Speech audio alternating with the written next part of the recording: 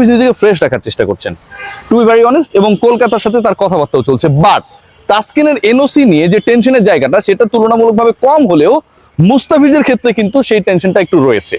মুস্তাফিজের ক্ষেত্রে যথেষ্ট টেনশন রয়েছে এবং সেই টেনশনটা থাকার মূল কারণ হচ্ছে যখনই আইপিএল হয় মুস্তাফিজ কোনো না কোনোভাবে প্রত্যেকটা আইপিএলই খেলেন। সবশেষ আইপিএলে যে ঘটনাটা ঘটেছে তিনি যখন চেন্নাইয়ের হয়ে খেললেন, ওই এক্সপিরিয়েন্সটা থেকেই ফ্র্যাঞ্চাইজিগুলো মোটামুটি একমত হয়েছে বাংলাদেশি ক্রিকেটারকে নিলে ফুল সিজনের জন্য নিতে হবে।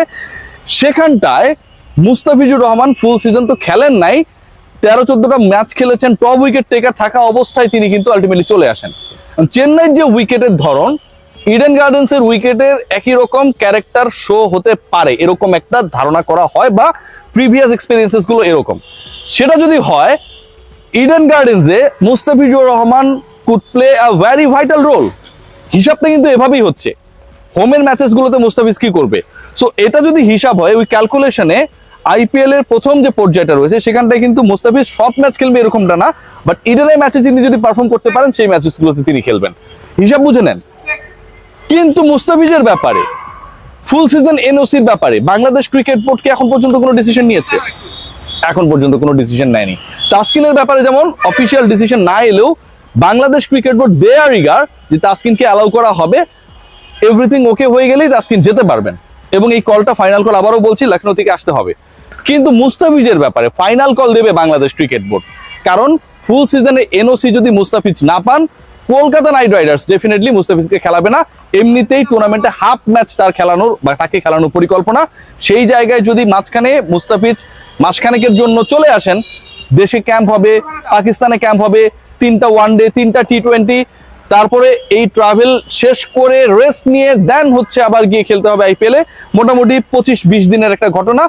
এরকম ছাড় দিয়ে কলকাতা মুস্তাফিজকে নিতে রাজি না। বাংলাদেশ ক্রিকেট বোর্ড তারা কনফিউজড একটা ব্যাপারে, যে এরকম দুজন পেসারকে, তাসকিনকে না হয় আমরা ছেড়েই দিলাম, মুস্তাফিজকেও যদি ছাড়ি, অ্যান্ড লিমিটেড ওভার ক্রিকেটে দুজনই আমার জন্য গুরুত্বপূর্ণ, তাহলে কি বাংলাদেশ দল তাসকিন মুস্তাফিজকে ছাড়াই পাকিস্তানের বিপক্ষে খেলবে? এই যে কনফিউশন, এই যে ডিসিশন মেকিং এর ডিলেমা, এটাতে বিসিবি এখন একটা ফেসবুকে চোখ রাখছে। ডিসিশনটা ফেসবুক জনতা যেদিকে নিয়ে যাবে, ক্রিকেট বোর্ড সেদিকে হেলে পড়বে, এটাই আমরা মোটামুটি আশা করতে পারি, যেটা সবসময় হয়। তাসকিন মুস্তাফিজের ব্যাপারে আবারও বলি, তাসকিনের খেলাটা মুস্তাফিজের তুলনায় আমার কাছে মনে হয় তুলনামূলক অনেক ব্রাইট একটা চান্সেস রয়েছে, বাট মুস্তাফিজের ক্ষেত্রে সবচেয়ে বড় সমস্যার জায়গা, ফুল সিজনে এনওসি বাংলাদেশ ক্রিকেট বোর্ড মুস্তাফিজকে দিতে আগ্রহী না, specially during the Pakistan series. Bangladesh যেখানটায় গিয়ে 3টা ওয়ানডে, 3টা টি20 খেলবে। আইপিএলে ভারতে যেতে হলে পাকিস্তানেও যেতে হবে, পাকিস্তানে যদি যেতে রাজি থাকেন মুস্তাফিজ, তবেই ভারতে যাওয়ার অনুমতি দেওয়া হবে। আর ভারত যদি মুস্তাফিজকে নেয়, পাকিস্তানে যাওয়া মুস্তাফিজকে নিতে চায় না, তারা ফুল সিজনের জন্য মুস্তাফিজকে চায়। Good luck for the both cricketers, good luck for cricket board. মোটামুটি আমরা এক্সপেক্ট করতেই পারি যে এই দুই ক্রিকেটার অন্তত একজন আপকামিং আইপিএলে খেলবেন। বাংলাদেশ ক্রিকেট বোর্ডে এনওসি নিয়ে অবশ্যই ঝামেলা রয়েছে, এবং বাংলাদেশ ক্রিকেট বোর্ডের এই এনওসি নিয়ে ঝামেলা নাই এটা বলার কোনো ধরনের সুযোগ নেই। দুই ক্রিকেটারের ফাইনাল কলটা এখন পর্যন্ত কিন্তু কলকাতা এবং লখনৌ থেকে আসেনি। মোটামুটি একটা ডান সিচুয়েশনে রয়েছে, স্পেশালি তাসকিন আহমেদের আইপিএল খেলার ইস্যুটা শেষ পর্যন্ত কি হয় দেখার অপেক্ষা। সবাই ভালো থাকবেন।